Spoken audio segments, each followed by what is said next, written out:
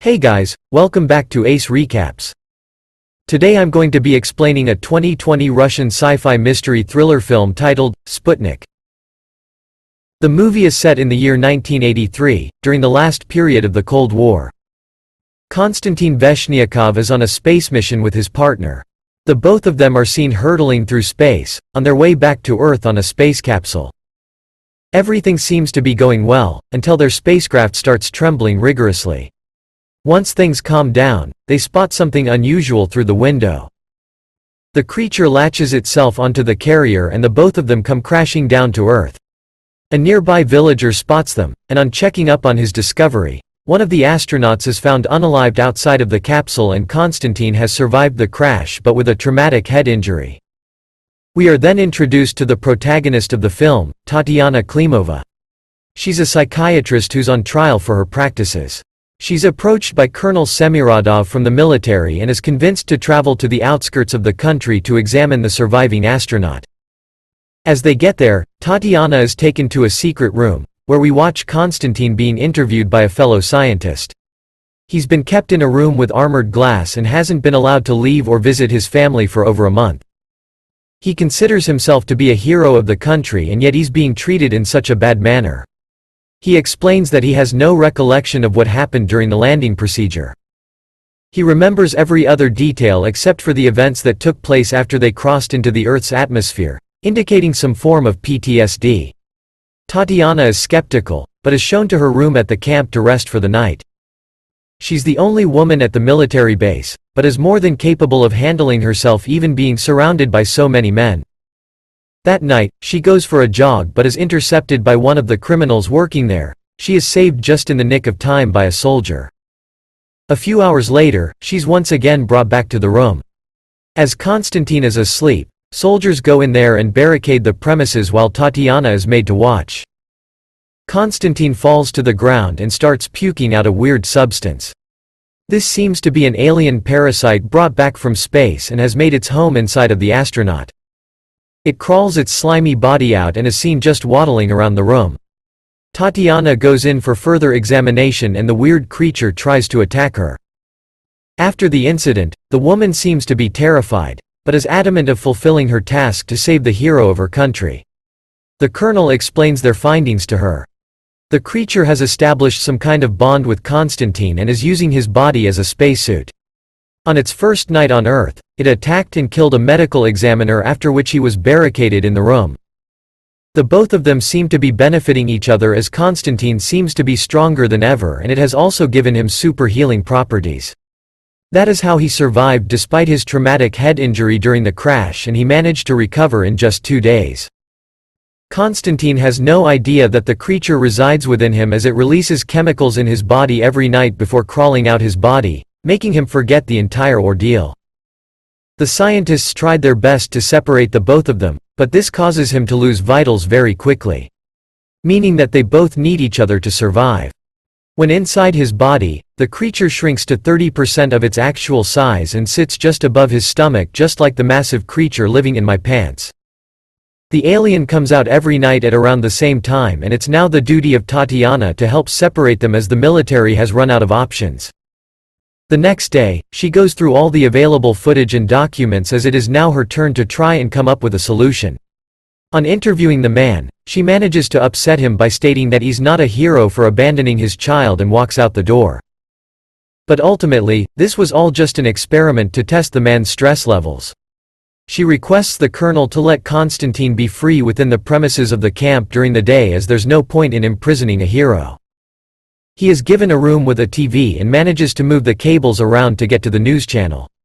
There he sees that the country has reported that the astronauts have returned back to Earth safely by performing a staged landing. Tatiana enters the room and apologizes for her behavior and the both of them really seem to share a bond. That night, she decides to have a look at the creature once again. This time, the creature doesn't attack her because its host trusts the individual as well. It just mimics her reaction and she demands for the door to be opened. They do as commanded but this time around, she wears a safety suit.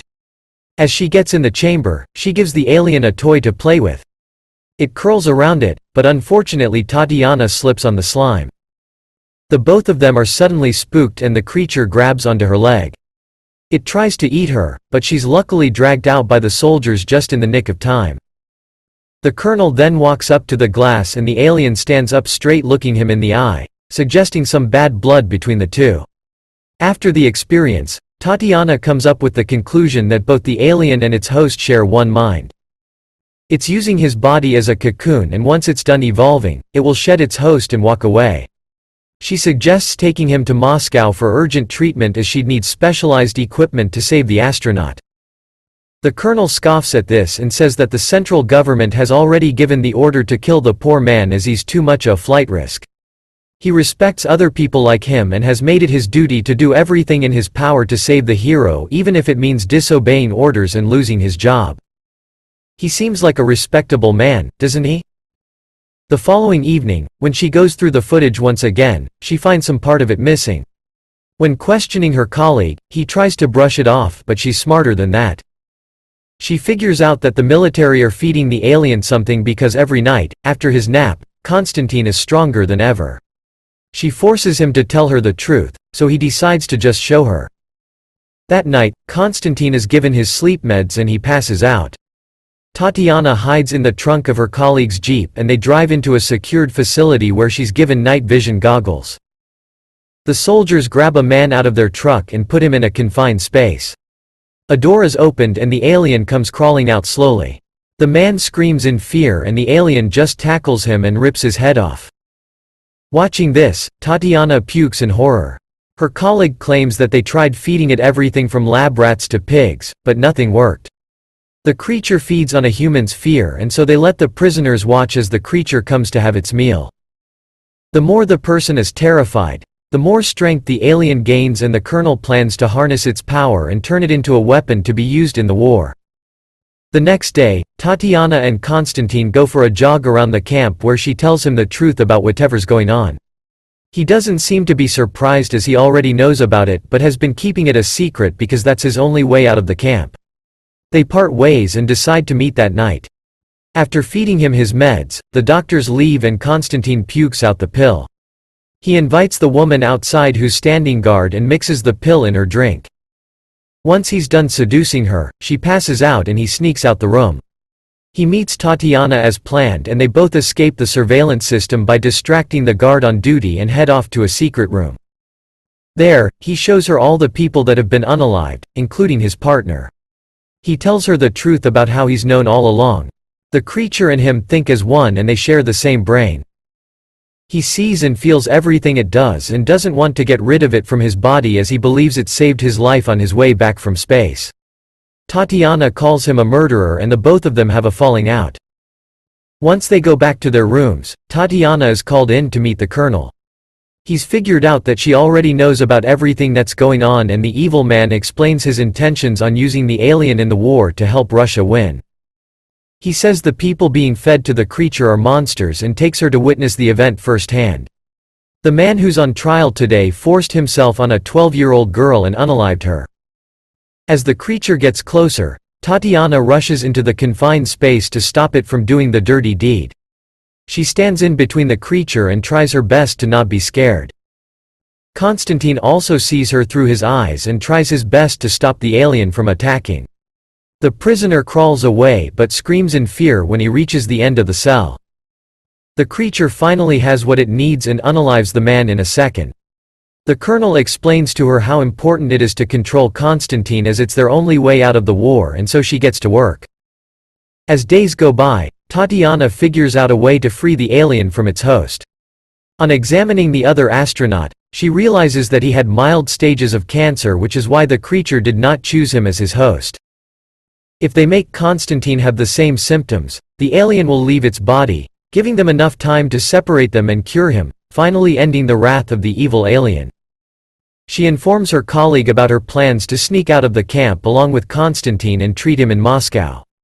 She drugs the soldier on guard and lets Konstantin know about her plan to get rid of the alien.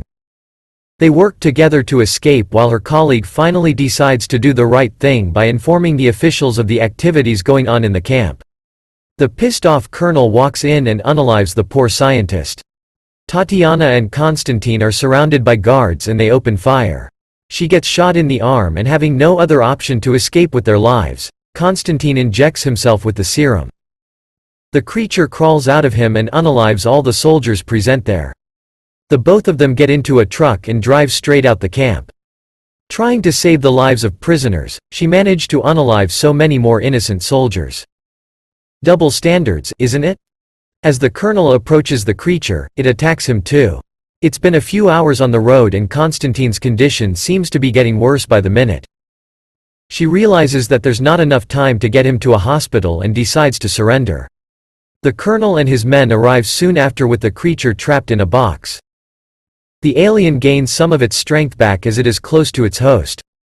As the colonel is about to unalive Tatiana for betraying his cause, Konstantin uses all his energy left to control the alien and unalive the soldiers, including the colonel, saving her life. The creature, without harming Tatiana, crawls back into its host, saving his life too. She encourages Konstantin that they'll soon find a way to save him, but he's finally had enough. He does the unthinkable by shooting himself in the chest and finally ending the wrath of the evil creature. Even though he could now control it, he knew that the people would try and use it for their benefit. The movie ends as we watch the special forces arrive and help Tatiana back to safety. That's all folks. Thank you for watching. If you like the video, please don't forget to like, share and subscribe. Have a great day.